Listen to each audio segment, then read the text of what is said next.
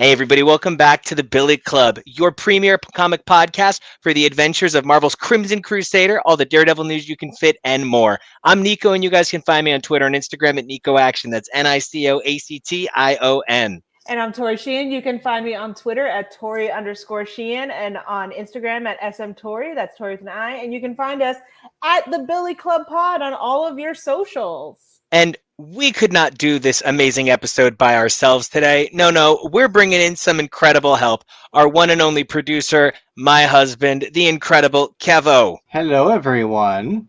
I'm really excited. It's not going to work the way I want. She is the same color as my screen, but we have a little green queen here today. She's just a little magical, but it is, of course, the most amazing day that Disney Plus has given us. It is She-Hulk Day. What a lucky crew we are today to be talking about this amazing appearance. I am over the moon to talk about this program, and I feel like, Kevo, I've been watching it with you weekly, and so I already kind of have like a cheat sheet on how you're feeling about it. But Tori, leading up to this, how have you been feeling about She-Hulk as a series so far? I have been loving it. I wasn't able to watch the first couple of episodes like as they were coming out. So I caught up like 2 weeks ago, and I have just been enjoying it ever since. It's that Ally McBeal vibe with superheroes. I love Tatiana Maslany. I've loved her since she was ignored for Emmys all over Orphan Black. It's just got everyone that I love. That one guy from Sirens that just like makes my heart go pitter patter. Yeah. It's got some Hamilton in there just for us.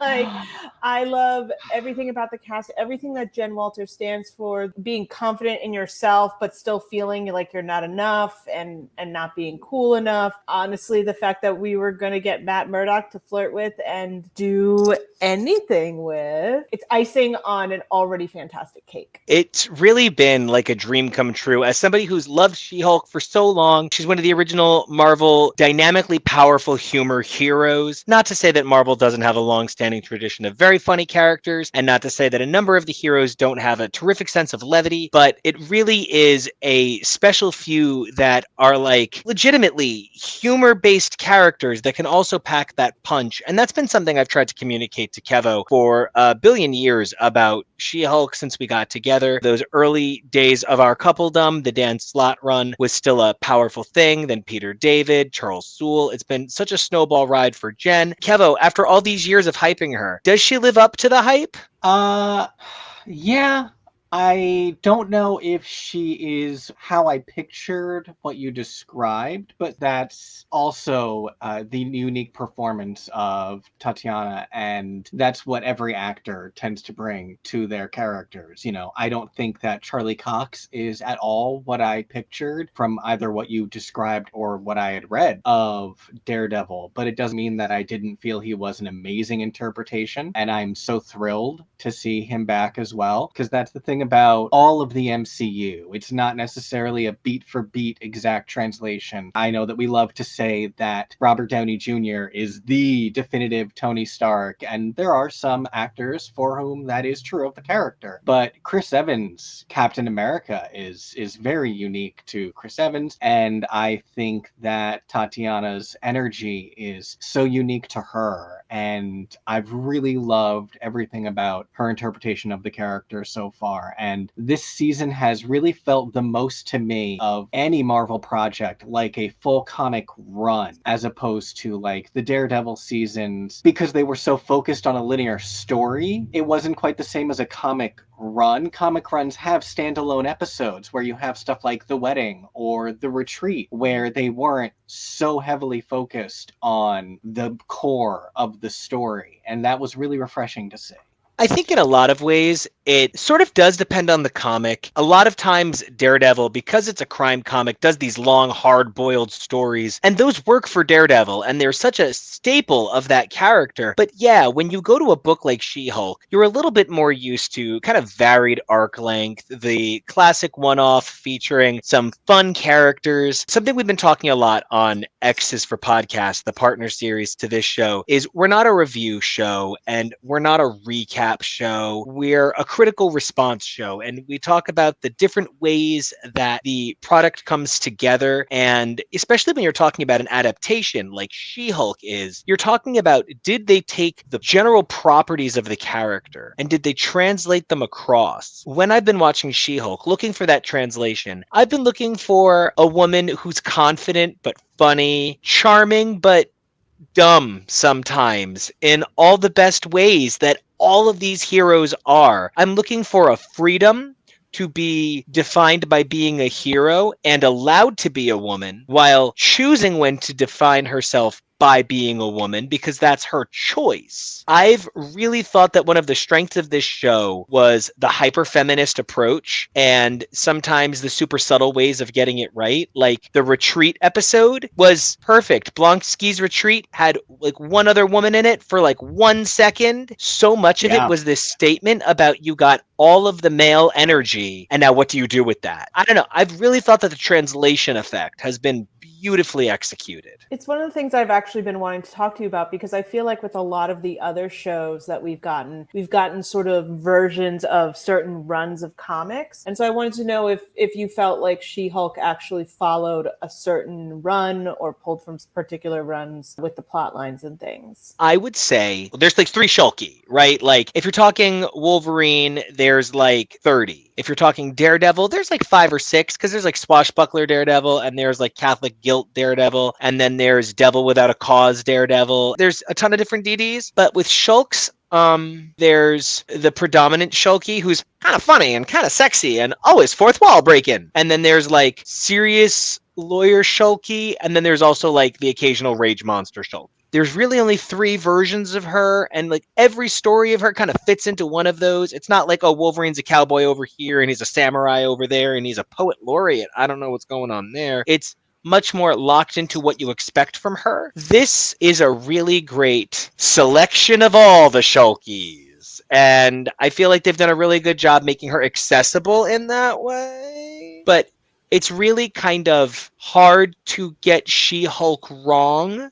Mm-hmm. As long as you believe that the heart of the character is there. She wants to do good even when she doesn't know how to do good by herself. And you definitely do feel that. And I think that Matt Murdock is a similar kind of character, but he is a little more understanding of how to do good by the world. But how he does it is to sacrifice being good to himself. Oh, for sure. Kevo, I think one of the things that I've been enjoying the most about your reaction to watching Shulky has been seeing her sort of come of age live, because I already kind of know who Shulky is. Like, I grew up vaguely aware, oh, She-Hulk. For me, there wasn't a demystifying outside of age 8. You're someone who is discovering her live, and I think that's been really interesting to watch too.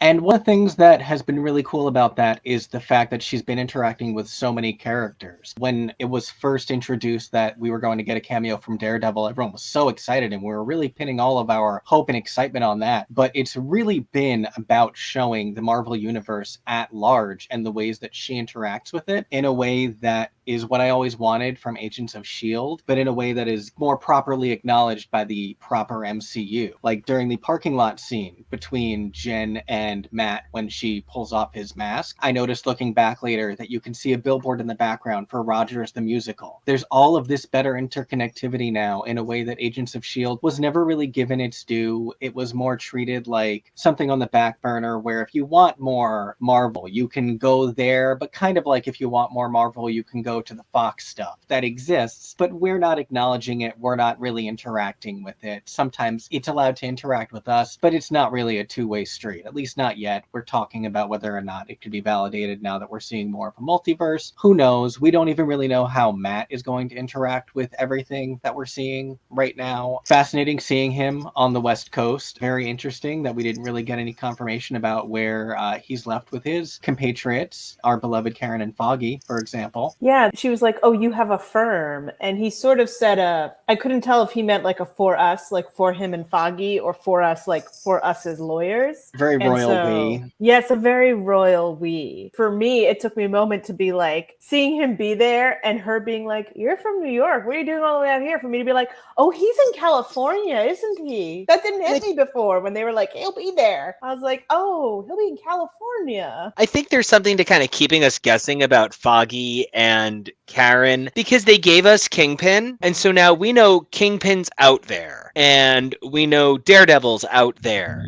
And so one of the things that they did really well was they gave us heroes that like a lot of people maybe wouldn't care about, but enough of us care about. Mr. Immortal, that's a great deep cut. I love me some Great Lakes Avengers. Then we've got Leapfrog this episode, who is such a generic sort of whatever kind of character. I like that he was trying to be a hero because one of the things that She-Hulk has sort of represented is like a fresh start for a lot of characters and a lot of fans. I think a lot of people came to this being like, She-Hulk. But then I think she's won enough people over. There's still, internet trolls, and that's their problem. But this idea that people can be new people through She-Hulk is a lot of fun. Leapfrog was harmless and kind of light. I enjoyed the character of Luke. That's been a lot of fun. And everything that sort of led to Matt showing up has really driven the show to a place where it's its own show. Having Matt come in the second episode would have made it, well, the man came and bailed her out. Instead, he played into her episode by waiting so long. And that was something that I really appreciated. I definitely felt like it's one of those things that we've talked about before, that when heroes come into contact with each other, they tend to become more extreme versions of themselves because they can't all be like, I believe in good and justice and beating up bad guys. Like, they have to have differentiations. But in this one, I think it was really interesting. It felt like Jen was pulling Matt towards her way and Matt was pulling Jen towards his way of doing things. So there was like an excellent like crisscross of where they want to be, as opposed to the like polar opposite disattraction. And I loved Matt saying how it was her and his story, not him and her story. It really did feel like everything about the Matts could lift out and stand on its own as like a little 15-minute short, and you don't need to be so fully immersed in the entire She-Hulk world to really get what's going on there. But that's true of a lot of stories so far. I felt like The Retreat, you didn't need the entire framework of the full season. As long as you understand the concept of She-Hulk as a character, that was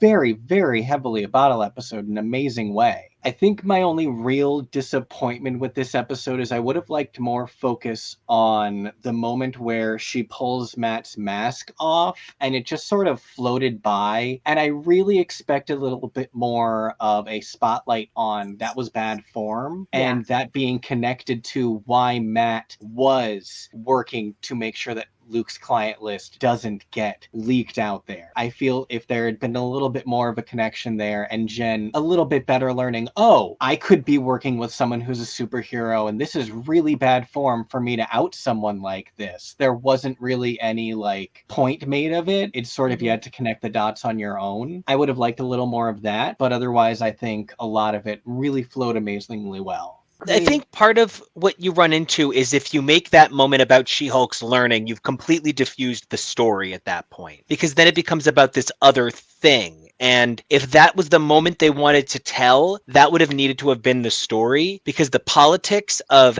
outing a superhero would need to be the discussion, and it would need to sort of supersede the conversation that Leapfrog needed to have.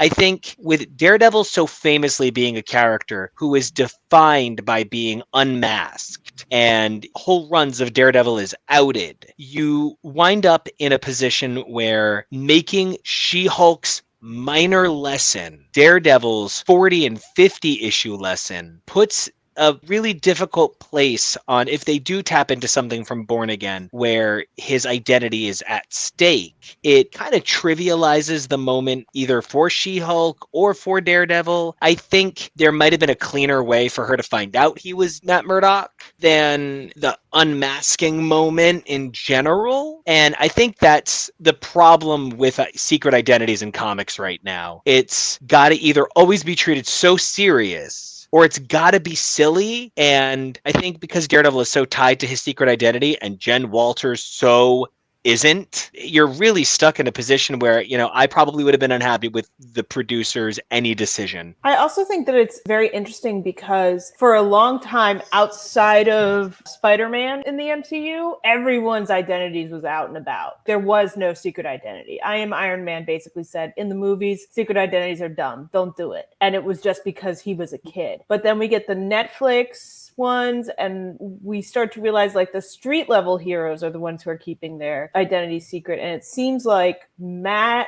now is the one making it like it's a thing. Please don't bother me. Please don't try to figure me out. He doesn't court the idea of being outed at any point. It's actually one of those things where like in the comics, Daredevil's one of the ones that gets outed very much so. But in the movies, he's one of the ones most buttoned down and like nobody fucking knows. And that's, I think, the sticky wicket we're discussing. There kind of is no good way to do it because it's so boiled into the character. It really needs to be that we hit a point where we can kind of separate from it, because one of the things that this laid out for me so well was that their fight sequences kind of told an interesting story. It's the Gene Kelly, Fred Astaire thing. She-Hulk moves with a little bit more, I'm Fred Astaire, gotta hit the notes, gotta hit the moves. And Matt's Gene Kelly. Matt's sexy and smooth and sly and free, and that's kind of what's fascinating. As Daredevil, I should say, Matt is sexy and confident and moves with grace, whereas whoa, this is being rude to Matt Murdock's sexiness and smoothness. Hold on.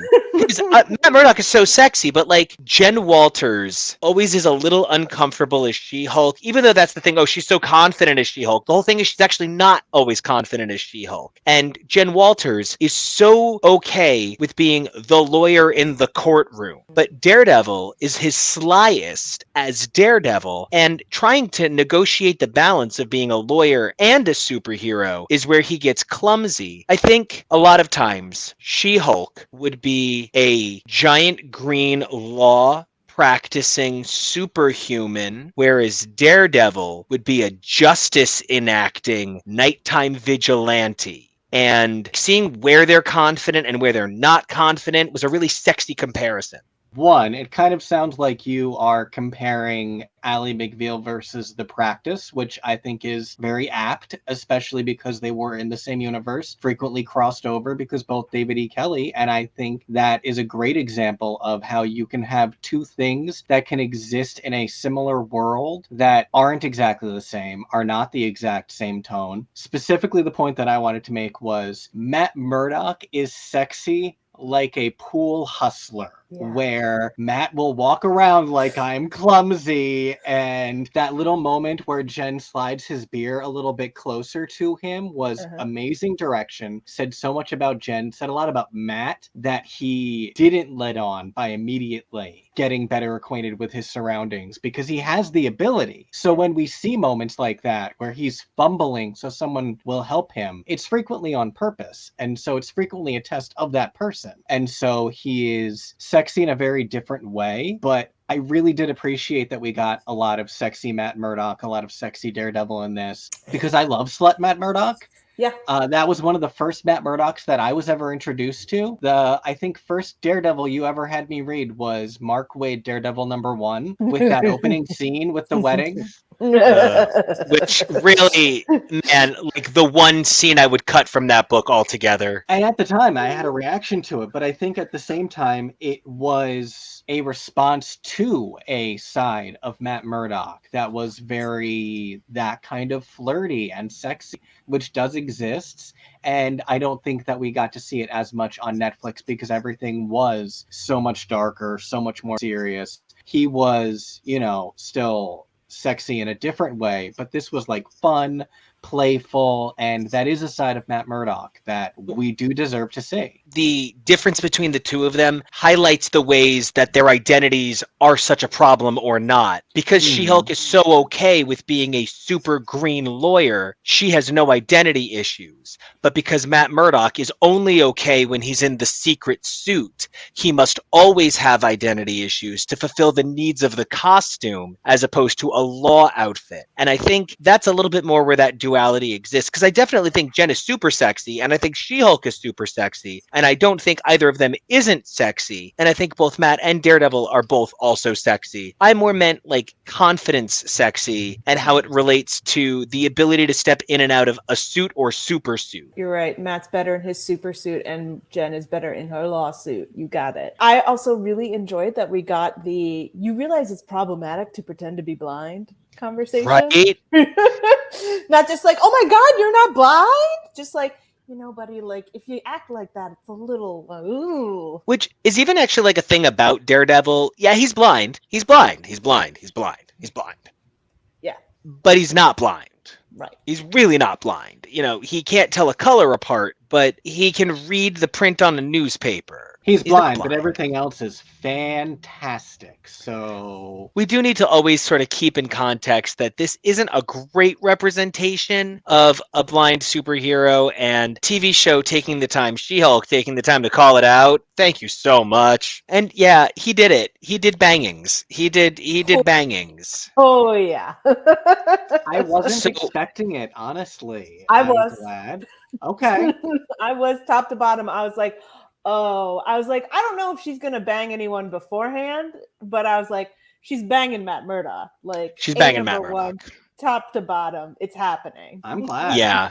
And I think it has to do with, for me, a sort of reclamation of proper sexiness for some of these characters. I hate that Matt only seems to have sex with tragic characters. That's really unattractive for Matt, and it's problematic in its own way. And I needed She-Hulk and Jen to have real cool sex on purpose with a real cool person before the season was over. There's also this famous thing that everybody has a problem with from the comics, that She-Hulk had sex with Juggernaut. I don't understand the problem with it. I think it makes a lot of sense. She just wants a big guy who can go toe to toe. He was reformed. He was a superhero. She was his lawyer while he was living at the X Mansion teaching kids at the time. And it's an extreme situation where like every super agent in the Marvel universe has sex with their handler. Matt has sex with every client. There was nothing weird about it if you just consider that Hawkeye is a reformed villain. Wanda is a reformed villain. People rag on She-Hulk for that moment for the last 20 years. And while this wasn't She-Hulk's first really cool love relationship thing over in the pages of Avengers, she's banging Thor right now, I think it was so great that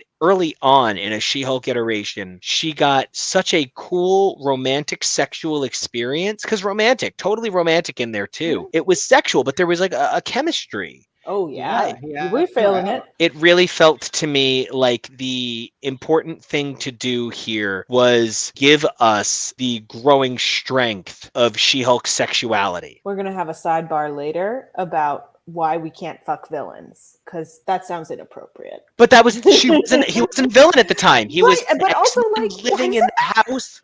I mean, what matter?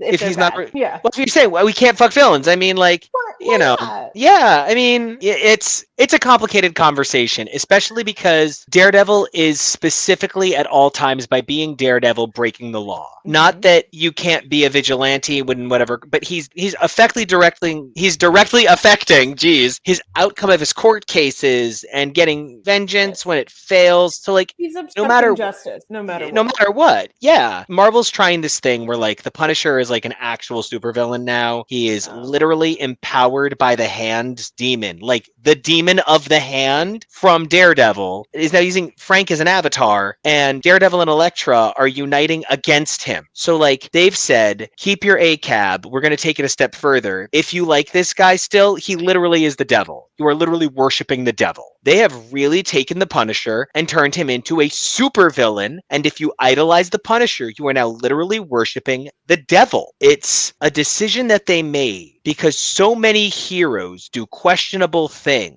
And people for so long were like, well, the Punisher is just a hero. He's just doing a questionable thing.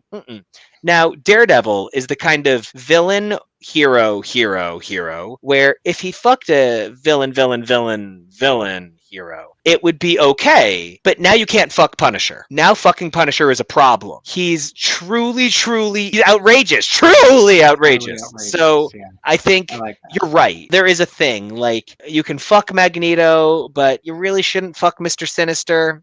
You can, yeah, I mean, okay, you can fuck Kingpin, right? Like, you can fuck Get that Kingpin. money. Get your bag and make it out. Yeah, and you know why you can Really? fuck Kingpin? Because I feel like Kingpin has never tried to end the world. Okay. Give it 5 years. I think He's never tried, or he's never had the ability or motive. Opportunity. he's never had the desire. That's not his thing. Kingpin's not in it to end the world. That's not going to be what he does. All right, he's lawful evil. I can get down with that. You just got to have your boundaries. There are villains that are a fuck too far. Can you fuck Bullseye?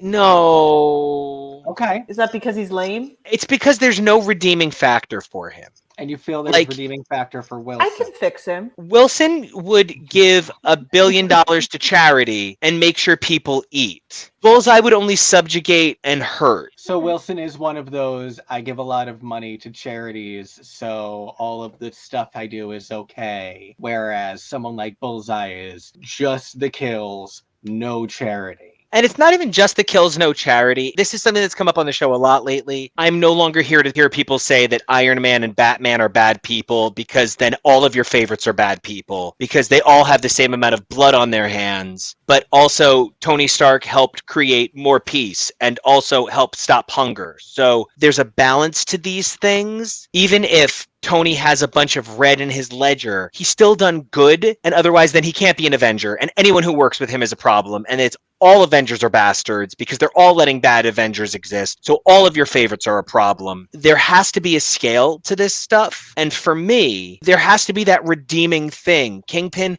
wants to reinvest in his neighborhoods. He's only seeking order to protect people, and he's going about it the wrong way, and he's horrible for it. But Bullseye just wants to kill people. There's nothing good there. There's nothing deeper for Bullseye. Weird roundabout way, bringing it back to She-Hulk. That's the heart of what the She-Hulk show's overall narrative, I feel, with intelligentsia is looking to portray. You can have a problem with She-Hulk. You can think she's being abusive of the law with her status. You can think that she is taking advantage of fame to create a culture of status for herself. But at the end of the day, she believes she's doing the right thing by the law. Intelligentsia just truly believes that they're taking down the people they fucking hate. Nothing they said was, she's a bad person and here's why she's a threat. It's all, she's a slut. She's an idiot whore. I hate her. She's cheating. Exactly. It's that idea of rhetoric. You know, intelligentsia is Bullseye, but She-Hulk, in a fashion, is Kingpin. That's, I think, the heart of where a lot of this is so complicated to talk about, because I think seeing Matt be intimate with somebody randomly puts us in one of two mindsets for Matt. And like, you know, there's a little bit more comic-y than TV shows-y, but is this, I am Matt coming to terms with how tough life is for me now? I'm a fuck anybody, Matt? Or is this, I'm searching for that one connection, and maybe it could be you, Matt? I'm so glad I have foundation on. I love that. And I love the wider point that all of this is even making. Not just Jen Walters deserves the same room to do the same things as other characters have been allowed to do, whether it's be kind of slutty or be kind of wrong. Other heroes in these films and these projects have been allowed to do these things, and she's so much more heavily scrutinized. But I think it's even, to me, making a wider point about where the MCU is as a whole, where a lot of the feedback that I'm hearing of people complaining and things they're complaining about with these projects, these are things that I just feel are more true to what the comic book world has always been and what characters like this have always done and the way they've always interacted. And I haven't looked to see if there's any feedback on Matt and Jen yet, because I fear any negative criticism, because it's so freaking genuine to the characters that there's nothing I can hear that I think I will feel is justified and is not just complaining for the sake of complaining. You can't walk into a comic book world and be disappointed that it's behaving like one. That's ridiculous. I think a lot of people are realizing how silly a comic book world can be and aren't thrilled. Tori, as a modern sexual woman in her sexuality, being sexual, if you were a big green monster woman, would you have sex with the Golden Devil Man? Yeah. Well, I more mean like your thoughts. Would you have sex with the Golden Devil Man? Not literally would you have sex with Charlie Cox, but in a hypothetical, you're Shulky, what do you... No, I'm sorry. Well, see, here's the problem: is that if anyone is nice to me, I'm like, so is this gonna? You put in 3 nice coins. We can do this. We have a lot of the same problems in life.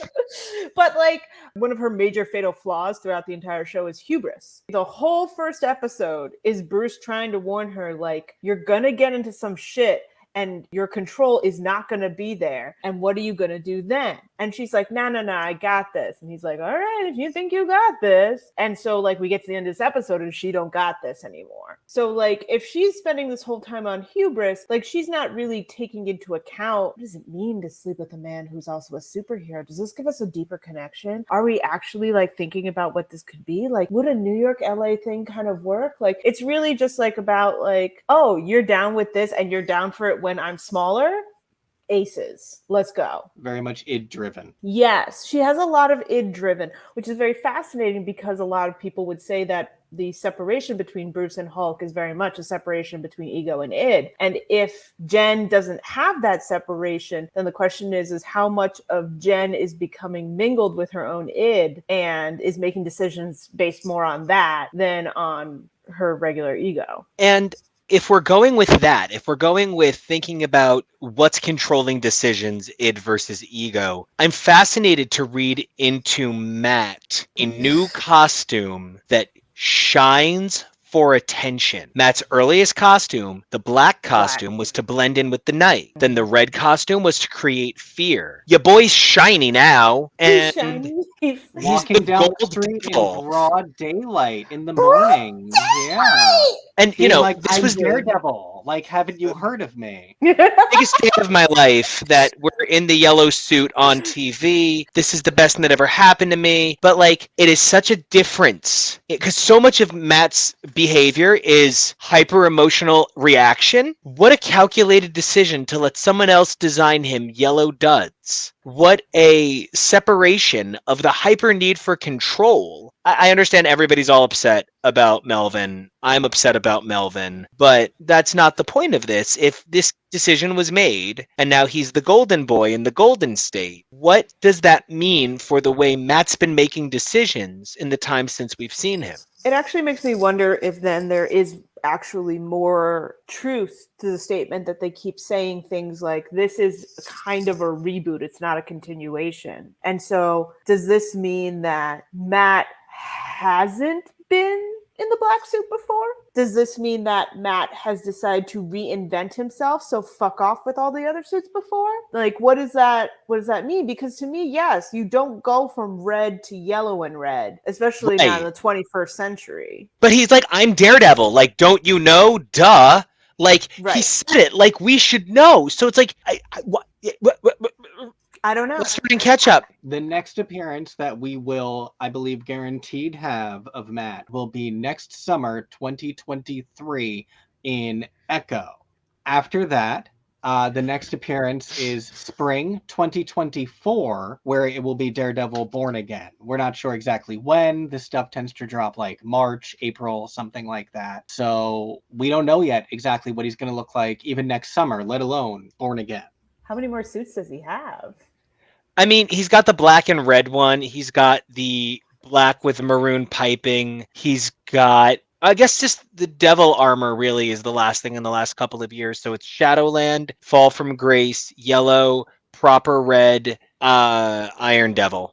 What if he comes out in black and yellow? I'd love it. I'd love a brand new costume. I think that would be amazing, especially one that makes its mark on the show. Speaking of making its mark on the show, I have loved that we have transitioned to talk more about like the news of Daredevil and maybe a little bit of TV, because as much as I love the classic issues, it's just fucking great to get to talk about stuff like, should Daredevil fuck villains? Should we fuck Daredevil? Would we be the villain of Daredevil's dreams? No, I'm not that. Unfortunately. I tried. bet I could hit the bullseye. Nope. If that's what he needs, I could be his king. I got no, this. But I swear to God, I will run that law office like it's never been run before. You'll carry that page. I will.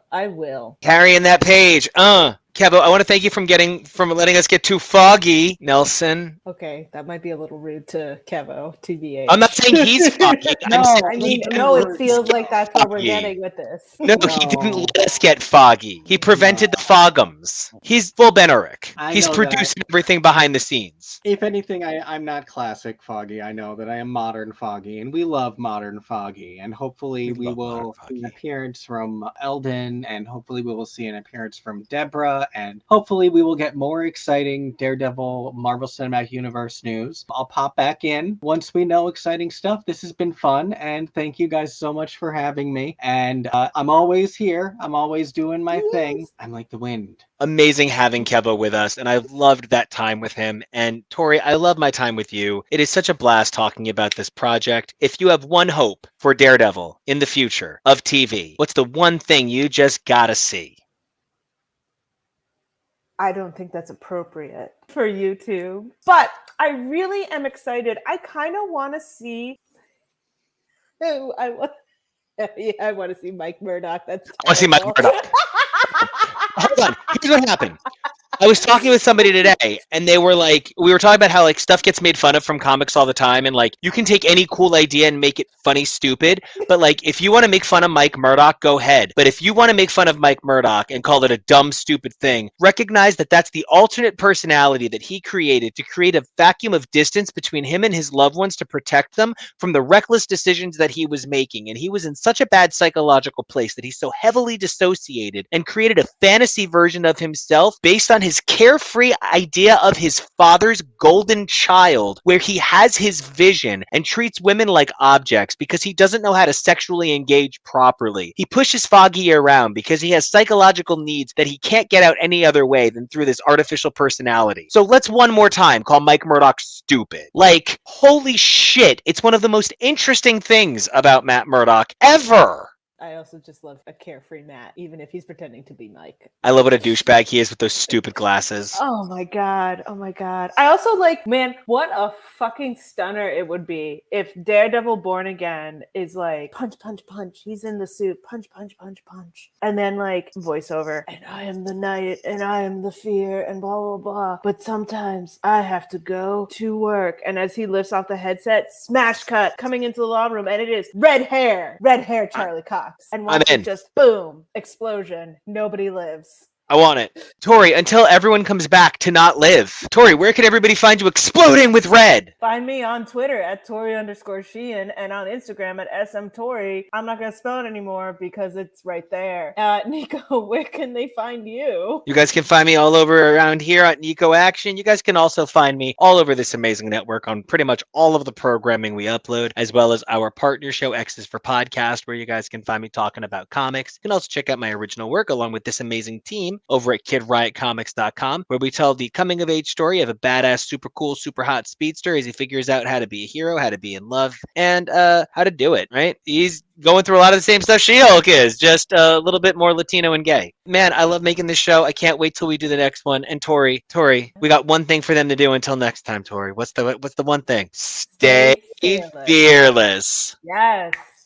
Stay fearless. Stay fearless. Do it all. Do it all. Yeah. Do it all. Do them all. Well, let's go. Let's go. We're all female lawyer of the year. Oh my god. Oh my god. When they pulled that out, I was like, yeah, Jen, you really thought in all of Los Angeles you were female You lawyer were the female, right? But she just goes with it. She just goes up and she just. And like the other thing is that like if they had done that, I would have been like, oh yeah, totally. Like of course, that's how television works. It's a TV show. Duh. I'm with you. It was the best. Well, you're my female lawyer of the year. Oh, thank you.